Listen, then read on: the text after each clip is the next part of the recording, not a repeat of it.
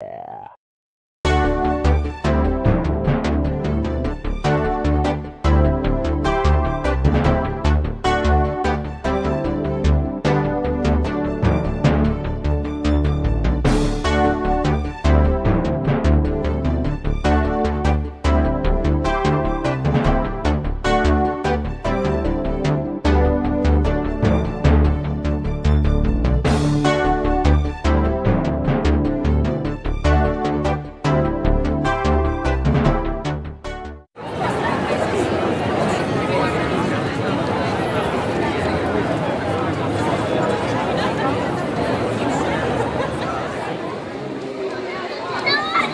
It's on! Hello, everybody. Welcome to the March 14th edition of Disney Parks Talk Live. My name is D.B. Mosley, co-founder of Laughing Place, co-host of the show, along with my wife right over there, Rebecca Mosley. How you doing, Rebecca? I'm doing fine, honey. And then down there, in charge of Star Wars and Southern California theme parks for Laughing Place, is Mike Celestino. Hello. And the person right below me, the vice president with the excellent hearing, is Jeremiah Good. How you doing, Jeremiah? Doing well, honey. How about yourself? What'd you say? Jeremiah handles all our East Coast theme parks. You don't get to call him honey unless you have to put up with all the stuff I got to put up with there. We are here to talk about the week in Disney theme parks and maybe touch on some others as well, and certainly the cruise line because it's had a big week too. So we'll get started with some breaking news, and that is the return of the Vuvuzelas at Mission Breakout Disney California Isn't Adventure. that the thing that they do in the soccer game? I thought that's what returned. So, Mike Celestino, you got the video. We can all see the video. Tell me, walk us through your emotions when you saw these. Well, so these things were not in the lobby when Mission Breakout first opened.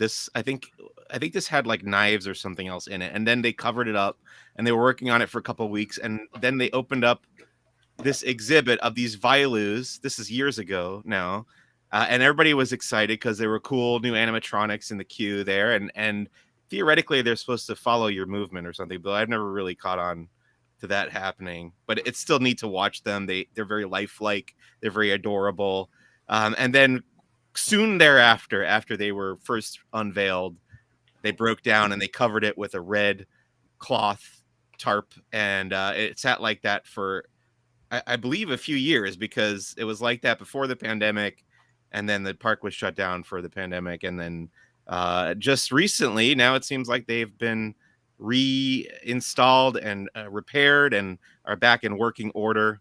So I was very excited to see them. Jeremiah said he got to see them as well when he was here a week and a half ago. And it's just real cool to have them back. So They appeared end of January of 2018 is when they made their debut. Right. And the ride had opened in May of 2017. So it was like 6 months or more before they had first been unveiled.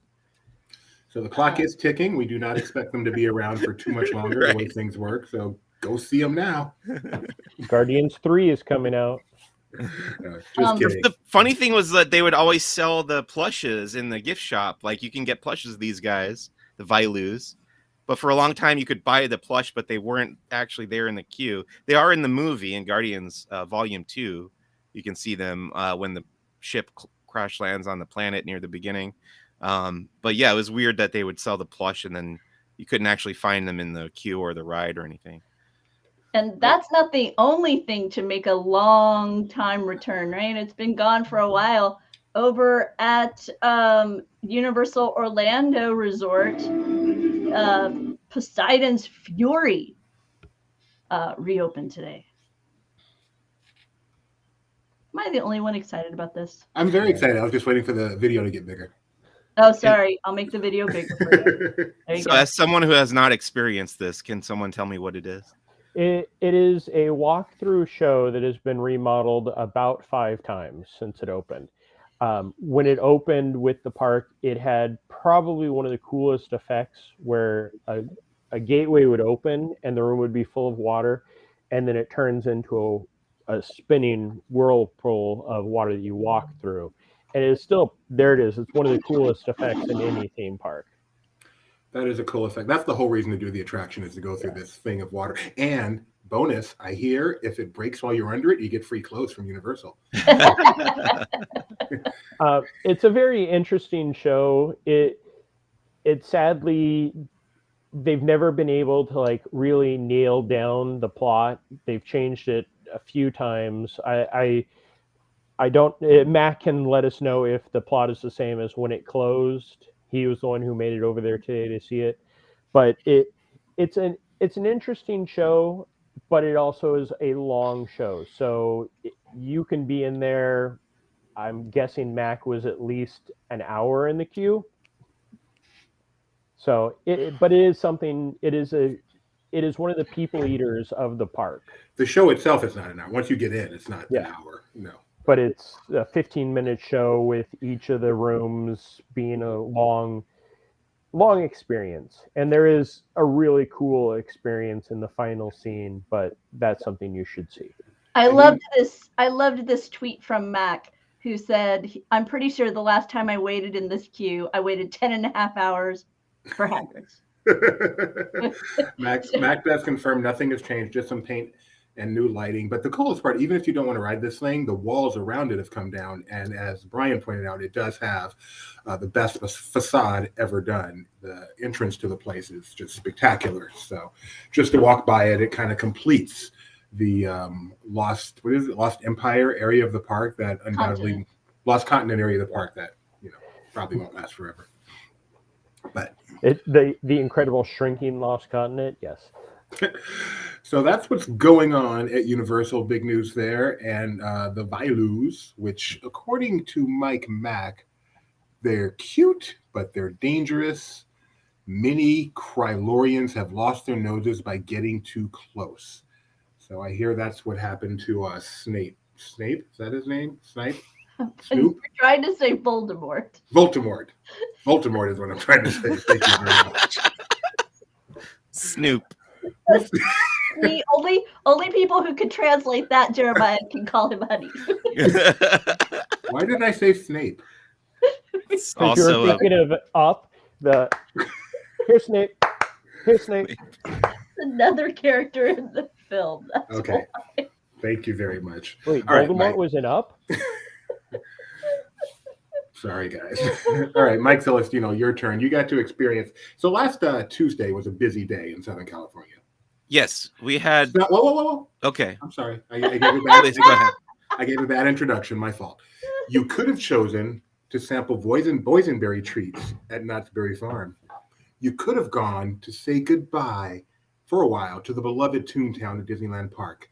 But instead, you made the right choice and went to Villains Night. Not so much a choice as whichever invite came in first. Tell us about it, Mike. Well, Villains Night, not pictured there, was a Disneyland After Dark event that you can enter the park at 5 p.m. and then you have a few hours of overlap between the regular day's guests and the after hours guests. And then at 8 p.m. they kick everybody else out. You get the run of the park. The lines for the attractions are not very long, but mostly people are there to meet rare characters. So everybody will line up, pick their favorites, and line up to meet. They had the Chef Louis from The Little Mermaid. That was a popular one. They had Edgar from the Aristocats. That was another popular one. Basically, villains that you don't get to see a whole lot of in the park were out taking photos with guests, and that's mostly what people were doing, was waiting in line to get these photos. There were also specialty food items, but like I was saying to Alex, don't eat that specialty food, by the way. That's not edible. I literally, from the time it began, I was there actually early, and by the time 8 o'clock rolled around, I started running around snapping photos, and I was literally doing that for 9, 10, 11, 12, the 4 hours of its run time, the event's running time. I was running around like a maniac trying to get photos of everything. I never once went into a restaurant or took pictures of food or anything. So all I did was the characters and the photo ops. And that took up that entire 4 hours. And I didn't really wait in any of those lines. So if you were somebody attending this event and wanted photos with all these characters, you really would have to pick and choose maybe 2 or 3 of them. And I would guess that's literally how many you'd get through That's crazy. that 4 hours, which I think it's like $115 or something. So to me, as somebody who's not huge on photo ops, I guess it's not really my kind of a thing. I do think, honestly, I recommend this type of event to non-Magic key holders who have an evening free and want to go run around the park and have the run of the attractions, because you don't, the waits aren't too long for that kind of stuff. Also, I did really like this live show. This was a highlight for me. This is like a 25-minute live show called Bald Mountain Nightclub, and it was this guy. I'm not sure what he's from. Is he from Pete's Dragon? Okay, Pete's Dragon villain, and he introduces 3 of the witches from the princess movies. It's the evil queen from Snow White, the one from Tangled. What's her name? Mother. From Tangled. Mother No. Gobble. There you go. And the Queen of Hearts. And they all sing songs that are like tangentially related to them, but not songs from those movies. Like the one from Tangled sang Hair, the song Hair. Give me a head with hair, long, beautiful hair, And then the evil queen from Snow White performed Reflection from Mulan, which I thought was very funny. I just really enjoyed this show. Doobie, you'll recall that they're bringing that back out. Yes. They did that a long time ago in the late 90s. They had an event they called the Disney Divas, where they celebrated a lot of the villainous women of Disney, and they had the evil queen perform Reflection in that stage show. So I was glad to hear, because that was a showstopper at the time. So I'm glad to hear a new generation is kind of being reintroduced to the fun of evil queen singing that tune. And this show looks spectacular. You can find it on our YouTube channel. Mike got a great video of it. As you can see, was it as cool in person? Did the people really appreciate this? I think it brought the house down, and I really enjoyed it too. And I'm not someone who's super into the princess movies, as you guys know. So the fact that I really had a great time watching the show, and I stood up right up close and got into it. And you can see in the video, I turned the camera around just to see the crowd a couple times, and everybody was really enjoying it, it seemed. And this was the real highlight of the special, unique stuff for that event to me. That's cool. Looking through those pictures showed me another benefit of going to this event, and that is finding out who the villains are in movies you haven't seen. So, right. Like, some of those characters. I didn't know that was a villain, really. Yzma? Yes, Yzma was there. Yeah. Because it's not the original DCA Yzma. That looked like the Disneyland Paris Yzma that they have. Yzma was actually the one character that I couldn't get a good picture of, because her meet and greet was tucked away behind Grizzly River Run, behind that big lift hill, and you couldn't get a good shot of her without waiting in the very long line to meet her. So I was like, I can either run around and get the other stuff or wait, and I just chose to get volume over that one character. So that was the one I missed. And that is amazing, the choices that you have to make. I'm not saying it's a bad thing, but if you're going there expecting to get your pictures with a ton of villains, it's just not going to happen, right, Mike? That is definitely true. Because so my choices, I actually strategized this with Benji, who you guys know,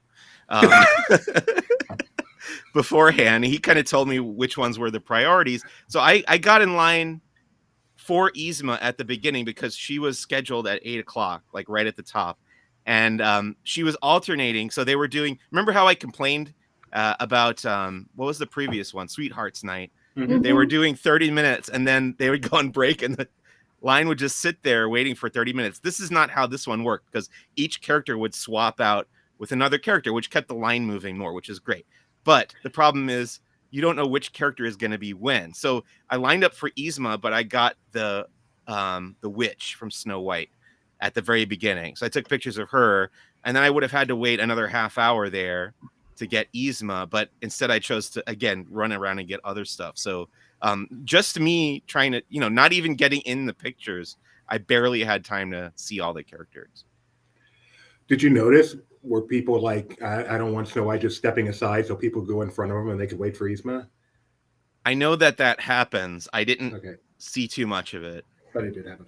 Cool. So that's Villains Night. I know you didn't sample the food. Any other aspects of that night you want to mention? Oh yeah. Also, Guardians of the Galaxy Mission Breakout was switched over to the Monsters After Dark overlay, which is usually for Halloween time, but they did bring it back for Villains Night. So it started, I think, at I guess it would have started at 8 when the event started, but they closed that ride earlier in the day to switch it over. And Justin, yes, Villains Night was March 8th and 10th this year. And I have some good news and bad news. If this sounds like an awesome thing to you and you're sad you missed it, well, Star Wars Nights are coming up May 3rd, 4th, and 27th. That is the good news. The bad news is they are already sold out. So too bad. Thanks for watching. But I'm sure Mike has his ticket because he's a tad bit of a Star Wars fan. Or someone on our team does, and we'll be checking out Star Wars Night and getting all those awesome pictures for you. I will be there May the 3rd. And that one will be at Disneyland Park. So yes. It's going to be fun to see what's happening in Galaxy's Edge on that one. Indeed. They had Ewoks at the last one, so You'll get the Seventh Sister and a couple of those, because when they did the Star Wars Night out here, they had a lot of the characters that are out, and then a few that they'd had in storage. So you may see a Jango Fett. You know what I'd love to see them do? Just kind of rub it in the nose of the West Coast and have Gaia there. It should be all a big Galactic Starcruiser. A special performance. Well, here's a special performance, and Gaia comes out. Ooh, I bet you'll get Hondo. Yeah. I'm hoping for Lodico. That's the only thing I want to see. Yeah, that might very well happen, but maybe not at the May 3rd one. All right.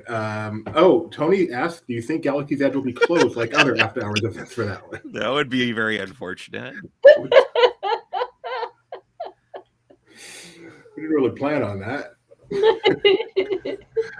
All right, let's fly over to the West Coast. In fact, let's get on our East Coast. Get on our light cycle and go over to the East Coast. Jeremiah, what's happening at Tron? Push-pull tests.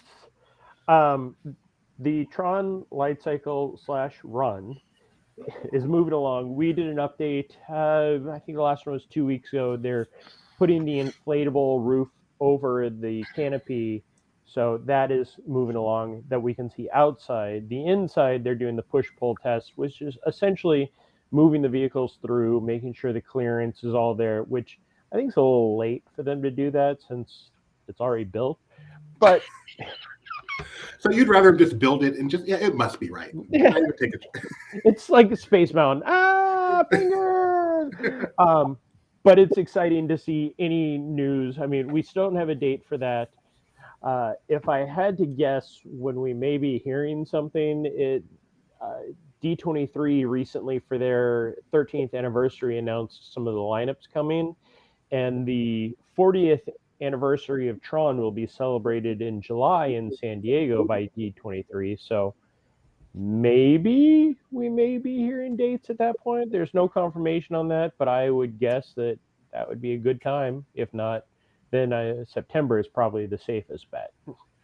And there's a cool video that Disney put out as well that shows kind of the testing procedure and how a separate story, but the Magic Key pass holders are now enforcing the rule that if you don't show up for your reservation, they can penalize you a little bit. And so what I've heard they're doing is, if you see the dummies that they're using on the Tron Life Cycle run, that's not actually dummies. Those are pass holders who didn't show up for their reservation. So it does not look like fun. You get to ride early, but you can't see anything. Yeah, and it's still testing, so not recommended. Show up for your reservation. Are you like kind of dabbing? Is that what that is? Those dummies look so scary, frankly. Yeah. So don't be a dummy. Also in Florida, something else exciting has happened. The return of the Festival of Fantasy Parade. And Jeremiah was there to see it with, I must say, I was watching a different video and it automatically flipped over to this one while I wasn't looking, so I didn't even know it was our video. And I'm like, the shot for this parade, whoever did this, what a spectacular location and sky. And then it was Jeremiah and I was shocked.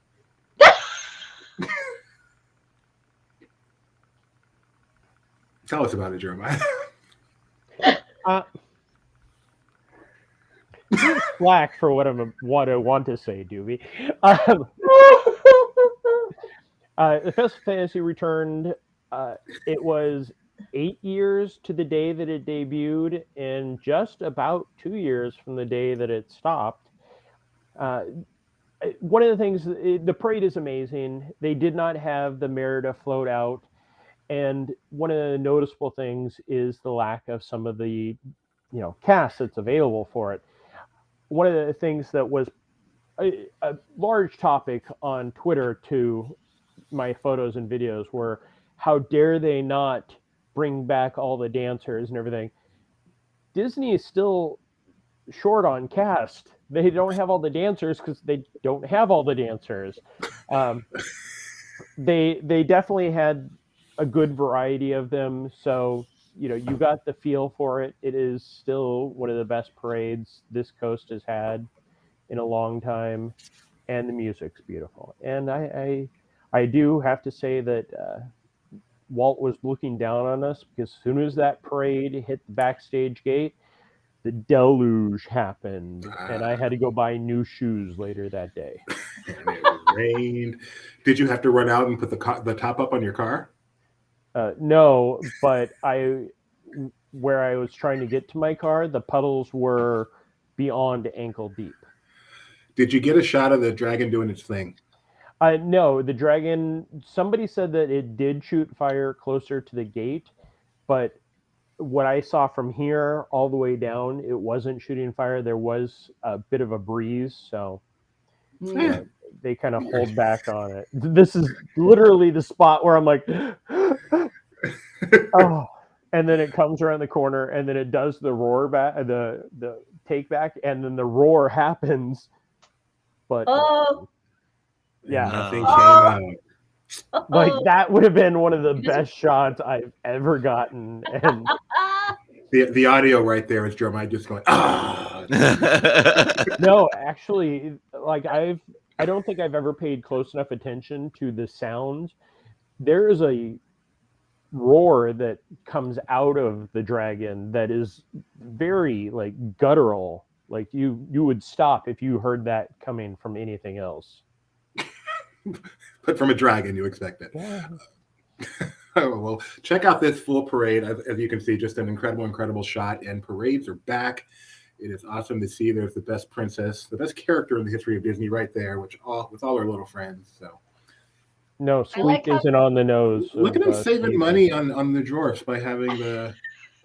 Yeah, I see what you mean, Jeremiah. Combining Dopey with the other one, yeah. With Sneezy. Yeah. So that's very strange. Sneezy and Dopey. Only one pair of feet. It's convenient that it's a scene from the movie, but yeah, normally. No, there's 2 pairs of feet. Dopey's feet are sticking out. By the way, there's a discussion in the chat happening about the Sebastian the Crab animatronic. It's recycled from the destroyed Spectro Magic Parade that closed in 2010. So apparently our Tony and maybe other people call it Spectro Sebastian as it passes by. So if you're wondering why there was randomly a Spectro Sebastian comment in the chat. One of the strangest things about this parade, sorry to interrupt, Doobie, the finale float that has the hot air balloon had Mickey and Minnie on it leading up to the closure, and it was definitely the iconic. And now they just have Minnie walking along, and Mickey's the only one floating by. This parade is spectacular. I feel like I've never seen it. I need to make a point to see this on my next trip to the Magic Kingdom. This is so incredible. Or go to Disneyland Paris and see most of it. Well, we not all of us can go to La Paris, Jeremiah. Oh, sorry. Sorry. I hit the wrong window. Oh. My fault. Nice timing, but sorry about that. And Doobie's off the show. Je suis insulted. All right. Also, we'd like you to know that St. Patrick's Day is in 3 days, and if you are the type to enjoy your food and beer green, Well, you can do that at Disney Parks, and we can help you out with our foodie guide to St. Patrick's Day, which is really attractive. So make sure you go check that out on Laughing Place, and then have some safe fun on St. Patrick's Day so you guys can be here next week. Yes, Jeremiah?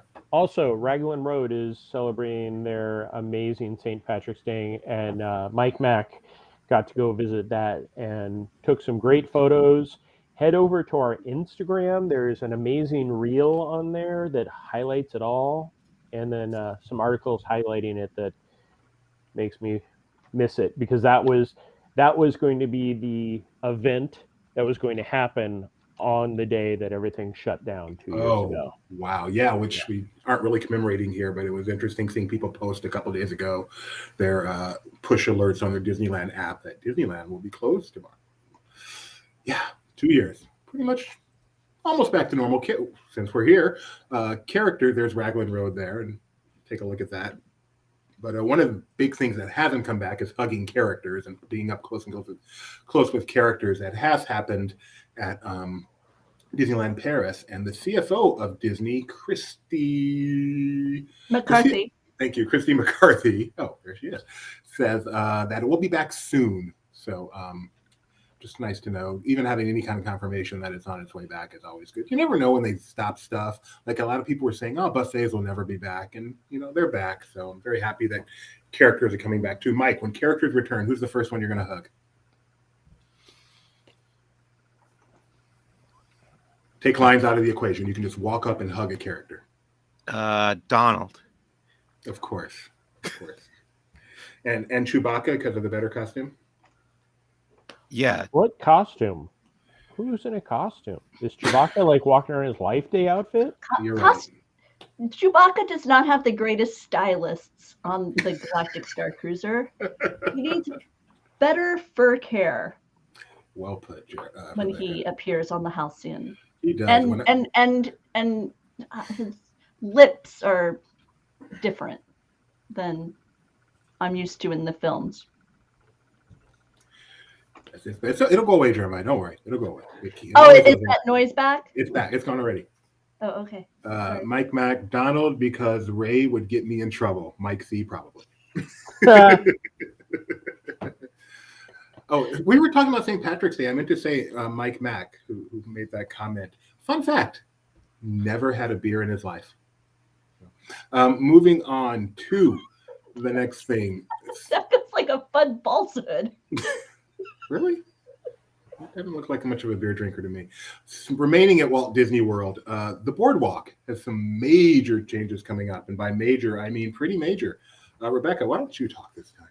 Unless you want me to. They've announced that the Cake Bake Shop by Gwendolyn Rogers is coming to the Boardwalk. They've also announced that a new coffee shop will be arriving just off the lobby of the Boardwalk Inn, and they say it will have some dining. You can, do your coffee to go, or they'll have some tables both inside and outside at that location. They also, let me scroll down for a moment.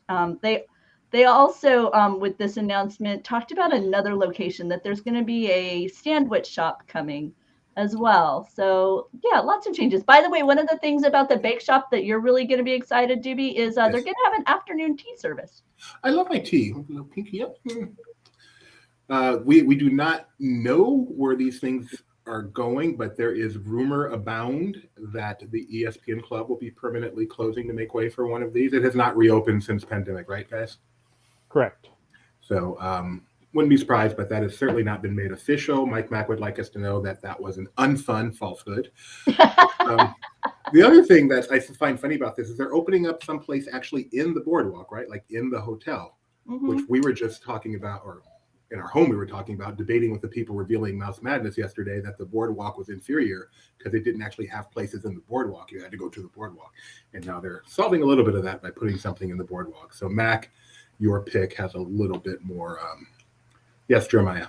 Can you say Boardwalk like 5 more times? I know, right? That's like, and if you're wondering why that debate happened, it's because over the weekend, our Mouse Madness launched here, and at Laughing Place. There's a terrific Selection Sunday style show hosted by Mike Mack and Kyle Burbank, where they fill out their brackets and just discuss. But these are going to be some Twitter matchups that are going to be coming to you over the next few weeks as we, throughout March, figure out the ultimate Walt Disney World Resort in celebration of the 50th. And you can see the various regions they came up with: Magic Kingdom, Studios, Animal Kingdom, Disney Springs, Epcot. So lots of fun, lots of debate. They were totally wrong with their choices. I would like to just wrong. say there was so much debate happening in the Mosley household as we were watching. It was quite Polynesian. That's the winner. Polynesian. Oh, so wrong. You Polynesian people tick me off. Hold on. Let's get into this debate here. Why is the Polynesian not the best resort? Why is it the best resort? Does it have animals? No. Does it have Victorian elegance? It's closest to the resort, to Magic Kingdom. It's just a monorail ride away. No, it's not. The Contemporary is closer. It's just a monorail ride away. The Contemporary is just a walk away. I can walk from either the Grand or the Contemporary more easily. You can walk from the Polynesian also, right through the Grand. Yeah, if you take that 3-mile walk to the Grand first. Captain Cook's is one of the quickest. Captain Cook is one of the worst quick service By the way, restaurants Jeremiah, Mike Mac's pick out of that region is Wilderness Lodge. Wilderness is a nice boat ride, but also it has Trader Sam's. Whoa, Doobie! This is like the third time recently. So scary. Trader Sam's is a point for it. I'll give you that, but just one. By the way, I preferred the arcade. Have you ever gone to Trader Sam's? The view is better from Outer Rim. Outer Rim has a better view than Trader Sam's. This whole it's not about thing. it's not about the view. It's about the bar. But it's closed and close. I don't enjoy Trader Sam's. I spent about 5 minutes in there and got out. Trader Sam's is for losers that like the Adventurers Club. I forgot I'm on camera. Sorry about that. My cup of tea. Anyway. Or you have the elegance of the frou-frou fancy pants, Beauty and the Beast one. Outdated Grand Floridian that it's so outdated they're destroying parts of it to make it more DVC. Right. We are not wasting time on this conversation. Maybe we'll do a special show or special analysis of Mouse Madness where we can shred Jeremiah. Mike Mac, got it. You guys hate theming. No, I like theming. I just like theming. How about some Disney theming instead of the same tiki shtick you can get in every downtown in America? The entire hotel is Moana themed now. No, it's not. Dude's like, if I want a tiki bar, I'm going to a tiki bar, not Trader Sam's. Tiki is the most overdone thing. Victorian elegance, this is where it's at. What part of that is Victorian elegance other than the beautiful lobby? Have you seen the beautiful lobby? Good comeback. And then at Christmas time, they've got the gingerbread house, the huge tree. They have an orchestra. They have an orchestra. What is that? They don't. No, they don't. Remember they fired them? They had an orchestra. They'll come back just like everything else has come back. They'll be back. We're boring. Let's move on. Let's move on. We're boring, Mike. Mike, you like tiki, don't you? I do. You deserve to be bored. Also at Walt Disney World, Epcot experience closed. Sorry, man. Closed. The last day of operation was yesterday. Oh man, I wish I had my favorite tweet about it. Here, Jeremiah, tell us what you're going to miss about the Epcot experience. I enjoyed walking in there and seeing highlights from Guardians of the Galaxy Mission Breakout. It was a nice area. It became, as it changed from the time it opened, it turned into more of the preview center to more of a relaxing area with a fun preview video and experience. But the fun part about it was like, hey, look, here's Mary Poppins, and here's this, and here's oh wait, we're not talking about those anymore. That's with Bruno. At Dreamfinder Guy had my favorite tweet back on March 10th. Shout out to the Epcot experience for showing up, promising to be updated as more is announced, only being reduced since its opening, and now closing for good. What a life. But it was pretty beautiful. It was really cool to watch. Ooh, Mac has a good point about the Christmas tree. See, I'm not acting like it's superior. It is superior. My challenge with Right. Wilderness Lodge is it's inconveniently located and its rooms are tiny. The rooms are the best thing about the Wilderness Lodge is Whispering Canyon. That we can talk about how much that ups its ante. But and Roaring Forks. I like Roaring Forks. You like the dessert they have there a lot. They don't have it anymore. They got rid of it, but I don't hold that against But it. they And also the have that restaurant, Artist Point, Was the best, but was it's the gone. best, but now brand new tossed bar aside. area out by the new cabins. That's a beautiful area too. And they So have I that fantastic eatery right there by the water, by the pool, by the geysers. Is that what you're talking about, Jeremiah? Yeah, Wilderness Lodge is that's nice. fantastic. I have no complaints about Wilderness Lodge. It's That just no onion Grand jam Floridian. that's like No, craveable. it's better. The onion jam that's craveable, but it's just so inconvenient to get there. As Well, the somebody boat's who got fun. trapped there once because the transportation back to the Magic Kingdom ended sooner than I expected, let me just say, getting trapped there makes it challenging. And I a was convenient very walk, thankful that the guy Fort took Wilderness. pity on us and transported us anyway. All right. I have a question for Mike Celestino. What is your favorite smell? Honestly, for a long time, I've said the Pirates of the Caribbean smell, the You're in luck. musty, moldy smell of Pirates of the You are Caribbean. in luck because the Cincy Garden has opened at Epcot. And Jeremiah, am I correct? That's one of them? Nope. I don't remember that. But no, the Cincy Garden is, and Cincy is now a official sponsor of the Flower and Garden event. This was a real thing. There's the 50th warmer that I'm sure Doobie has 5 of already. I do like it a lot. But that is a fun garden. Like that kind of brought me back to the gardens of the past. They were a little bit more interactive. You walk up and you get to smell different scents, all available to purchase from your local Cincy. Which, if you go through Laughing Place, I believe we Might get a small kickback. No, it's great because they have like an area that's dedicated to like the fruity fragrances that you might bring home, or an area that's dedicated to the more pine fragrances. So you can get a feel for what may be more kind of your lane in regards to what you would want your home to smell like. So honestly, these butterfly topiaries, we've seen these for quite a while now at the Flower and Garden, and so it's really fun to see them in a different way, but with this interactive element like he's talking about. And Kyle is so not wrong here. Very, very not. MLM. And G coming in with the garden pyramid theme. So my favorite part of the press release. In the background. So. The press release for this says it features 3 larger-than-life butterfly-shaped topiaries. Can you imagine if they weren't larger than life? If they were just life-size butterfly topiaries? those are down the road near the land, and they fly really quick. You can't smell them that well. I love the idea. Nope. Like a bonsai topiary butterfly. So thankfully, they are larger than life. Yes, Javier. The Epcot experience final day of operation was yesterday. There's actually a video that BioReconstruct posted of it turning off at the end of yesterday's day. So Aww. Epcot experience. And speaking of Mickey came out and pulled the plug and turned off the big light switch. Speaking of being there at the end of its operating day for the final time, Rebecca, while Mike was over taking pictures with Bowler Hat Guy, Rebecca was in Toontown waiting for nothing to happen. Tell us about it. Well, okay. It was the final day of Toontown, and so I stopped in kind of during the morning hours to, get some daytimey pictures of Toontown and ride. We rode, oh man, I had to ride Roger Rabbit Cartoon Spin way too many times because it's my son's favorite.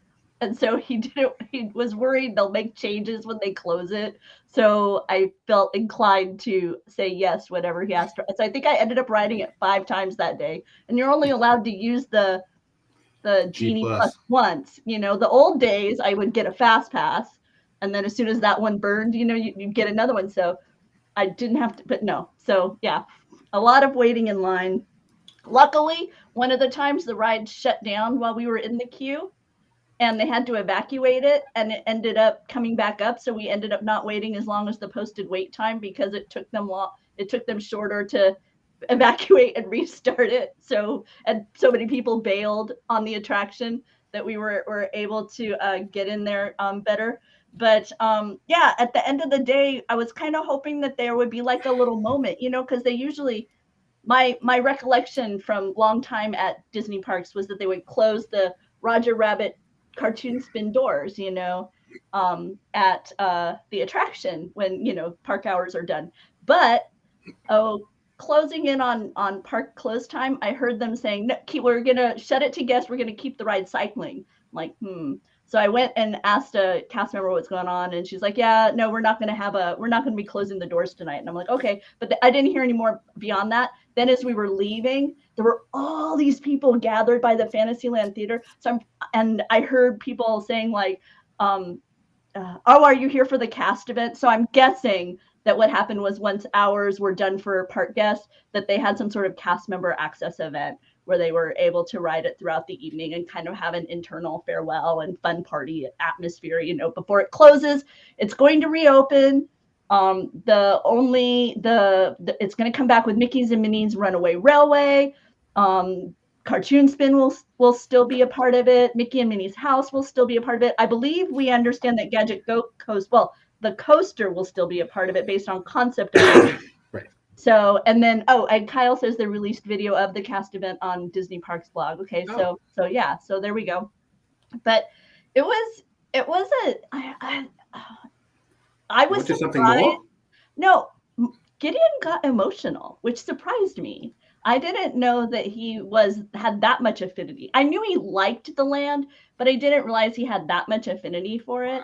And so as someone, it was kind of nice to have that moment with him, because I remember when the first time I went to Disneyland and my favorite attraction was just gone. And I didn't know that was going to happen. I went there with that on my to-do list.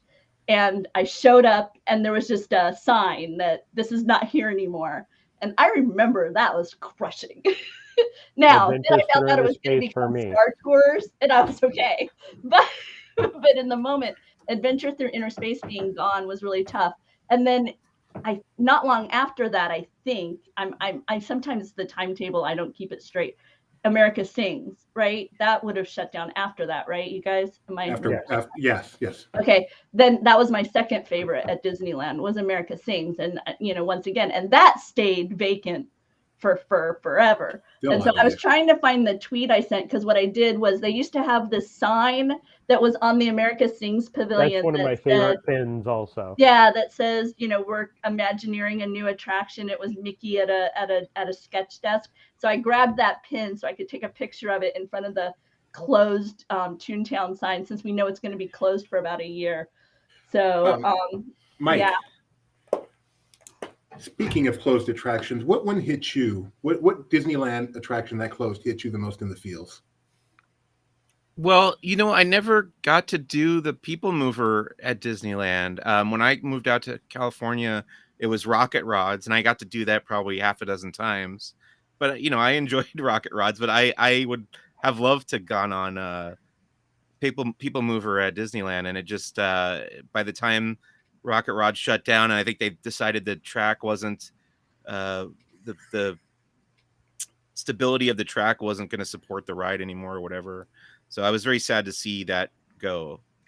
So Mike Celestino is the only person in the history of mankind to have been sad to see the Rocket Rods permanently closed. No, I would have liked in the history of mankind that did it a half a dozen times. I would have liked to have seen it go back to the People Mover so I could experience that. I think if I had a wish, that would be it. Yeah. I don't know if Rebecca was still looking for her tweet. Shoot, lost my page. What about you, Doobie? Do you have an attraction that to get the right emotion? You like the People Mover didn't actually close; it just one day broke and never reopened. So I didn't have that moment of emotion.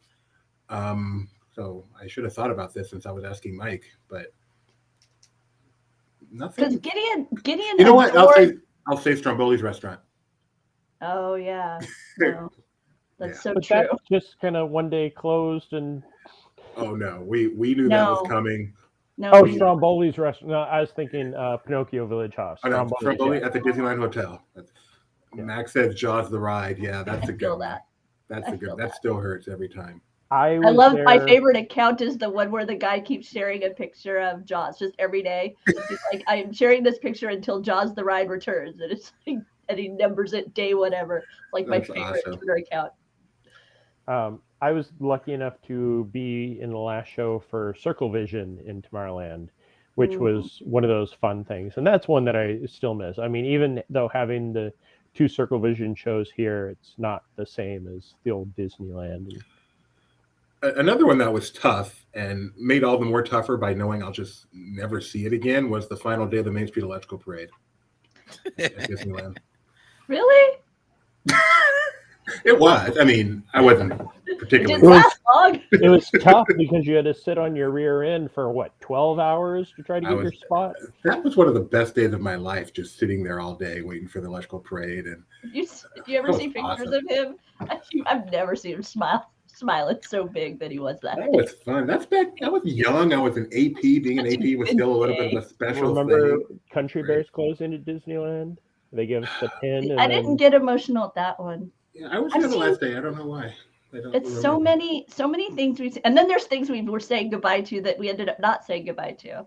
Like, I can't tell you how many different times we've gone to the Tiki Room thinking, it's done.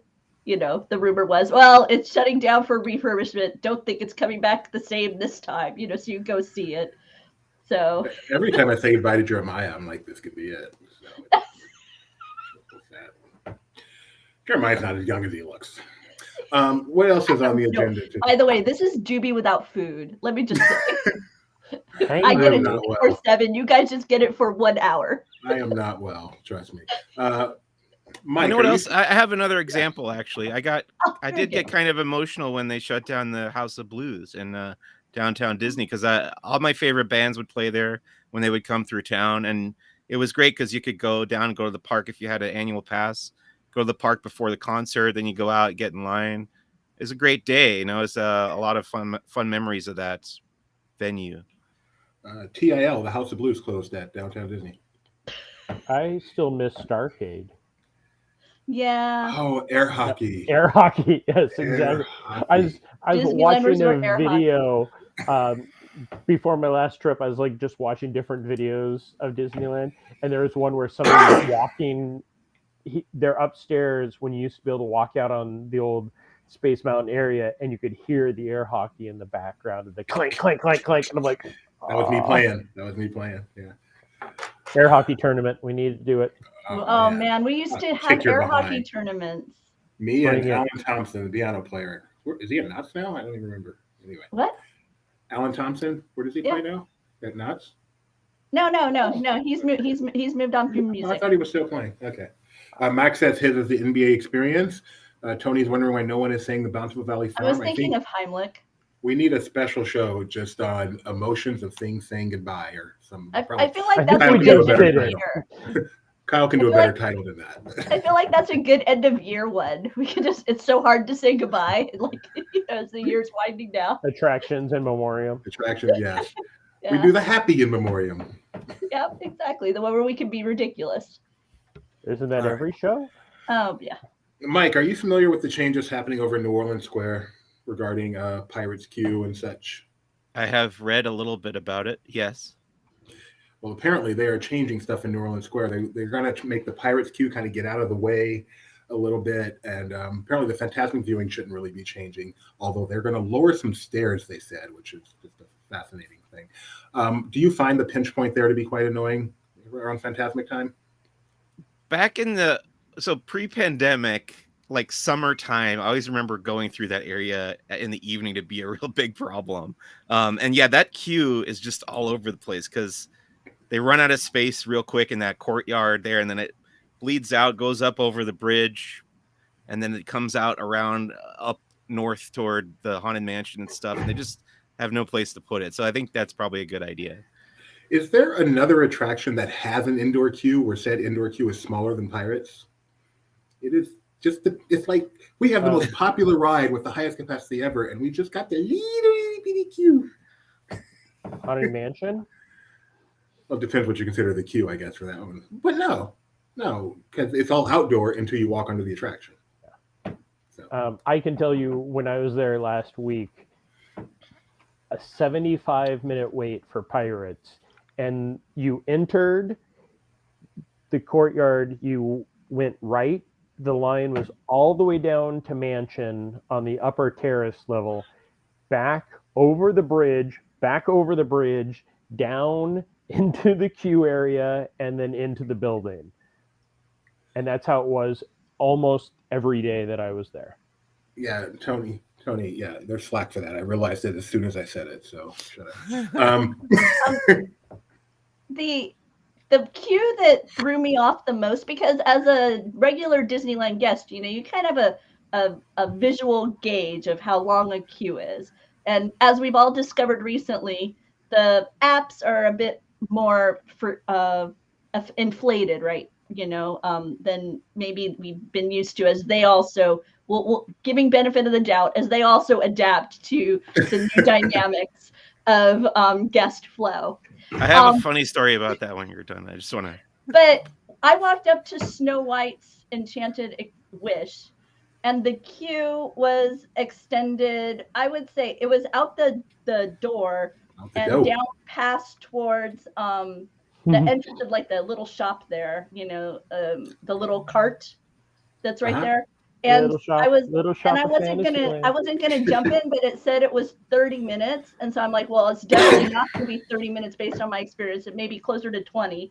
So sure, I'll jump in it, and I ended up being right. It was closer to 20. But the reason why my mind wasn't gauging it correctly is because they weren't using all of the switchbacks that are covered.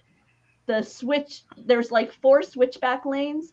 And the one that was between, they leave a blank one between the bulk of the switchbacks and then the load switchback zone. Because so that last one. ADA guests have to come in through there, so they have to have a clear shot. Because when I did that queue, also they were holding it, and they would send an ADA guest, or they'd send smaller groups, which they started doing at a lot of the Disneyland attractions. So it's not just backed up; they're holding them. They were doing that with Mr. Toad also. They were holding you on the outside, and then you would walk through the queue. And that was the other thing I noticed was no longer one of the challenge. I have a mobility issue at times, and sometimes I've had to use a mobility access point when I've walked with a cane, and you had to go kind of against the flow. Often you were led into an exit in the Fantasyland area. And this trip, I noticed that they redesigned a lot of the entrances to where they can accommodate you at load. So you don't have to kind of fight that upflow. I noticed that at Toad, at Peter Pan, and at Snow White. I think I can't remember. Pinocchio's still bad. Okay, yeah, I couldn't remember about Pinocchio, but I hadn't connected it with that for the Snow White. But that was just one of those things where it's like, okay, I can't trust my judgment. What were you gonna say, Mike? What was your story? We were at DCA yesterday, my wife and I and her siblings, who hadn't been to DCA in a long time, and they really wanted to do Soarin' because it was Soarin' over California again. And it got to be, the line was long all day, but then it got to be like 7 p.m. and we went by it and it said 105 minutes. But I looked at the line outside and it wasn't too bad. So I was like, I feel like based on my recent experience, I feel like 105 is a big overestimate. So we got in line and we waited like 10 minutes or so, and it really didn't seem like it was moving at all. And then a cast member came over the PA and said, like, yes, it's really 105 minutes. Yeah. One of the screens was down completely, so they were only running one side, and they were like heavily prioritizing the Lightning Lane folks because that line was backed up a bunch too. So I felt like a real dummy because I was just assuming that they were really overestimating. Much credit to that cast member, though, for just putting it out there so people know. They've been doing that a lot. When I was there, I experienced the same thing on, I don't remember which attraction, but they were like, yes, it is this. And I think that's a direct response to not us, but the entire social media of, oh, they overinflate their wait time. So they now have to say, yes, you're really waiting this time. We're not lying to you. I want to stand there so I can see the magic key holder who says, I don't think so, and gets up there. 103. It was only 103. because you know what happened. Hey, Doobie, Javier's asking, have we heard any rumblings of a Columbia pavilion at Epcot because of Encanto? Has there been any Encanto themed pavilion talk at I know that I for me, I kind of hope that we'll at least see Encanto like within like more entertainment offerings around Epcot. I think he would fit well in the Mexico pavilion. No, it's Colombian. It's not. I'm sorry. Mexican. You're right. I'm sorry. No, I'm sorry. I think if we see anything in Kanto, it could be over at Disney's Animal Kingdom would be a good place. Oh, that would be sweet. Yeah. Encanto Tales. The talking Yes. animals. Mike says there are rumors, but we don't talk about them. We don't talk about rumors, no. What you got about mobile checkout? Mike, have you done mobile checkout before? Yes. Did I you did feel it like yesterday, in fact. Did you feel like you were stealing? Oh, you mean in a shop, not in a shop. rest. I have done it at World of Disney in downtown Disney. Yes. Well, we have breaking news from our CEO. He says, I don't know if a Colombian pavilion is in the cards, but there is no doubt that an Encanto attraction is coming. Ooh. When They're Benji says no doubt, you can bet on it. They're going to change Not that much. Frozen Attraction. into Encanto. It's just going to that'll be the throwaway attraction for whatever movie is hot right then. The Encanto sing-along? Yeah. Go ahead, Rebecca. No, Mike, you were. Oh, go ahead, Mike. Were you the one who snagged these images for a laughing place of the new Avengers Superstore? Yeah. So this was called the Backlot Premiere Shop for a long time. It opened. Well, it's in Stage 17 at California Adventure.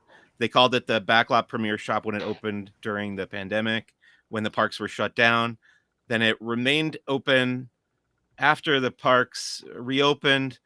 When Adventures Campus opened, they made it exclusively Marvel superhero merchandise, and you had to enter through the park instead of through the Esplanade area. And then now they've kind of semi-permanently changed it over to this Avengers Superstore instead of the Backlot Premiere Shot. Although both the signs are up there when I took that photo, so Yeah. it's still in transition at that point. I find it very interesting that they turned this into just full-on Avengers, like, because there's the web store outside of Spider-Man, there's the little kiosk, and then the exit of Guardians is their main merch outlet. Yeah, they do have that too. Yeah, I think in the web slinger store, it's all like the spider bots and the little slingers and stuff, right? But yeah, they do sell the out of universe stuff in the Guardians merch shop too. Yeah. And this is one of the locations that they have added to the mobile checkout system, which allows you to go through the store, pick up items, and then check out through your app without, having to interact, having to wait in a long queue. I guess there's a cast member that kind of checks your app before you leave, theoretically. Yeah. You show them your app, you show them inside your bag, you show them your app, and they, like you would as you're leaving Fry's Electronics or whatever. The term "not a long line," like I've been trapped in mobile checkout lines at the parks here where nobody wants to wait in line to interact, so everybody was doing mobile checkout. The line was longer for the mobile checkout for the one person to scan your app, count everything, put it in a bag, than it would have been to go through the normal queue. Okay, well, good to glance over at the mobile checkout before you opt into that system. This now is at 7 locations at the Disneyland Park and 4 locations at Disney California Adventure, and as well as World of Disney. So, Ben also says he has had many times where mobile checkout would take longer than regular. So tip, don't think it's more express. I'm surprised they have they have to scan the app and count. You can't just walk out and have them just ding your credit card. It should be a little simpler than that. You just hold your credit card up to the sky and they take a picture of it. They send you a Cabbage Patch Well, Kid. it's No, but you pay for your food that way. I'm just surprised that Yeah. there isn't, you know. Just count the There isn't. merchandise, put it on your bill. You pay it like at the end of the year or something. What's the big deal? Especially APs. Let's see. Let's talk about the cruise line real quick. The Aqua Mouse has been seen testing. There's a person over in Germany where this is under construction who likes to see what's going on the Disney Cruise Line, and he put up a video, or she, I don't know honestly, of the Aqua Mouse going whee, and it's just so cool to see. I can't wait to try it out. That's going to be the world's first water-based attraction by Disney. That's not just a slide. I'm not sure how they worded it, but Story-driven water slide. I was really wondering where you're going with that, Doobie. Like, it's the first something. I'm pretty sure of that. Yeah. And so it's cool to see that. You can check out that we have an article on that, and it includes the video of the testing. And then also we got a sneak peek at Disney Seize the Adventure with Excess. That is going to be, I'm guessing, the new Welcome Aboard show on the Disney Wish, and that looks like a lot of fun. There's nothing like the Welcome Aboard show.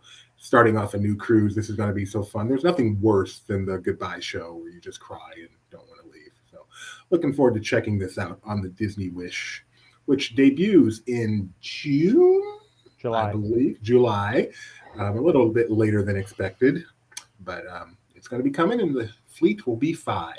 I have a question. Yeah, go ahead. Do you think the title of this show is a pun on Disney Sees the Adventure, like Disney looks at the adventure, or Disney Sees the Adventure, like Disney grabs a hold of the adventure? With Excess. Good. That was an excellent under the covers there, Doobie. You Yes, did good with that. I think it's grabbing hold. Grabbing hold. Seize is not nearly as exciting. Disney sees the adventure. No. Who wants to go on that cruise? Now, if it's a Disney cruise, Doobie, you'll go on it no matter what. So You got that right. Tony, to answer your question, which Disney World gift shop would you like to rather be stuck at waiting to get your item scanned? One at the Grand Floridian, because it's such an awesome hotel.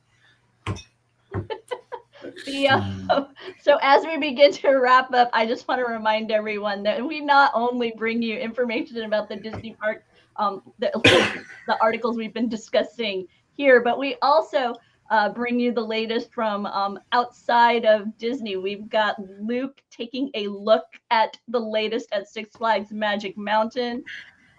We also had a team at Dollywood, as Dolly Parton herself took to the stage and talked about some of the upcoming fun at the at Dollywood, with its season just beginning this weekend.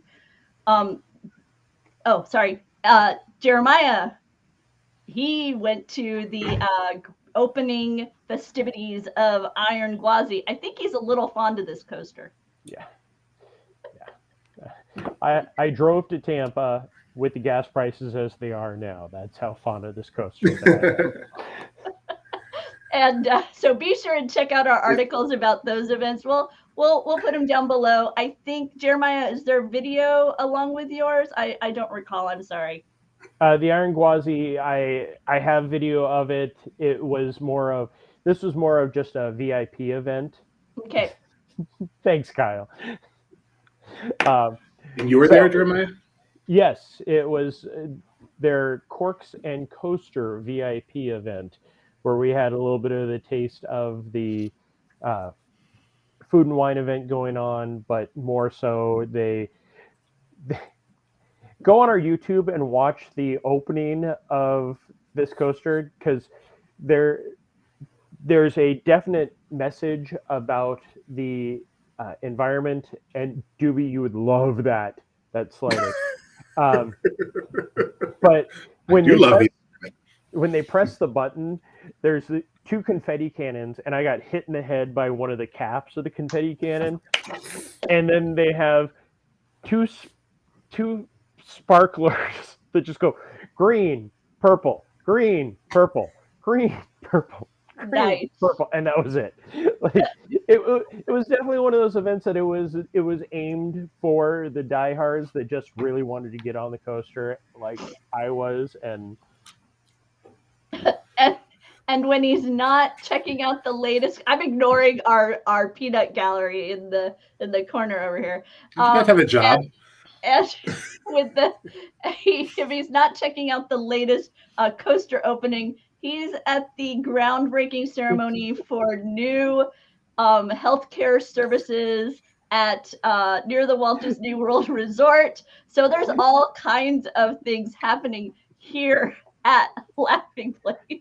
Rebecca, scroll down to that video and just jump to almost the very end after the confetti goes.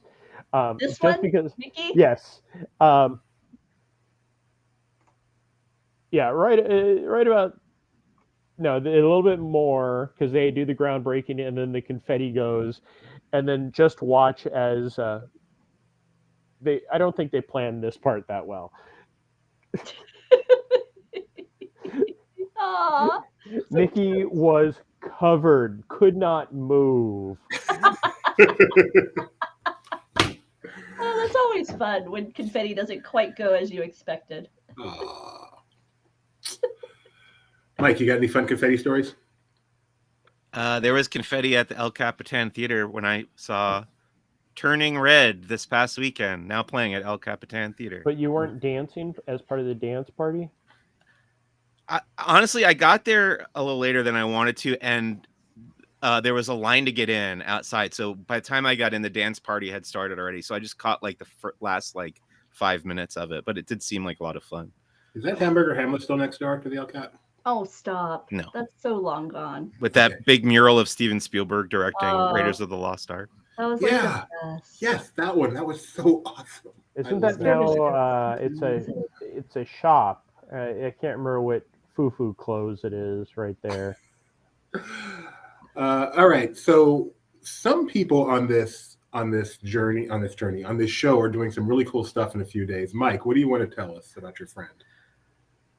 Well, my friend, I don't know I don't know where I fit into this story, but I'll just say that this character, Lodico Fendon, is going on the Galactic Starcruiser this Thursday through Saturday at Walt Disney World. You can follow along on Laughing Place. Well, actually, it'll be tweeted out via he's taken over my Twitter account, which is the Who's the Boss Pod Twitter account. So you can follow the adventure over there. Also, Jeremiah will be tweeting out on the Laughing Place Twitter account because he's joining him.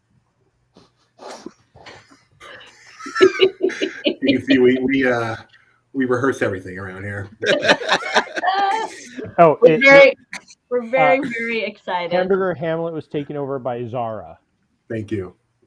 So Lodico is going to be going on this trip. It's been fun to read his story about getting. He's right now on his way to Shrangilla, and it's been fun reading his story at Who's the Boss Pod, learning about the planet he's from, and if I have the time, I mean, if Lodico has the time, we may get a big chunk of backstory maybe tomorrow evening. Yes. Oh, cool.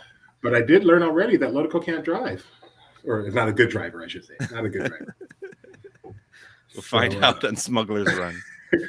So check that out at Who's the Boss Pod, and of course at Laughing Place, and then follow along on all our socials, starting on Thursday as Lodico and his trusty sidekick Jeremiah, or as iPad autocorrects it, Jerk, accompanies them as they experience the Galactic Starcruiser like no one else has. Go boy.